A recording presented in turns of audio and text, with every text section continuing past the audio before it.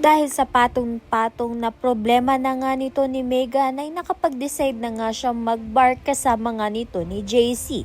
Nang matamaan na nga siya ng lasing ay inaya nga siya nito ni JC na kumanta nga sa stage.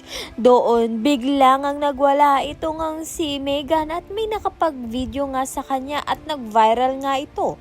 Kaya naman nga't kinabukasan agad nga siyang pinatawag ng management. Galit na galit nga itong si Monica sa ginawa nga nito ni Megan at tatanggalin na nga siya. Kaya naman nga't dismayado na nga itong si Megan sa kanyang sarili. Kaya naman nga't nang makausap niya nga muli itong si JC ay iiwasan niya na nga raw ito.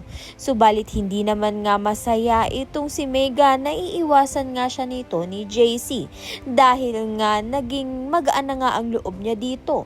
Sa kabilang banda naman nga muli nga susubukan na magkaroon nga ng pandinig ito ngang si Perry dahil hindi nga naging successful sa kanya ang operasyon. Kaya naman nga't yan at iba pa ang dapat nating pakaabangan. Maraming salamat sa iyong panonood.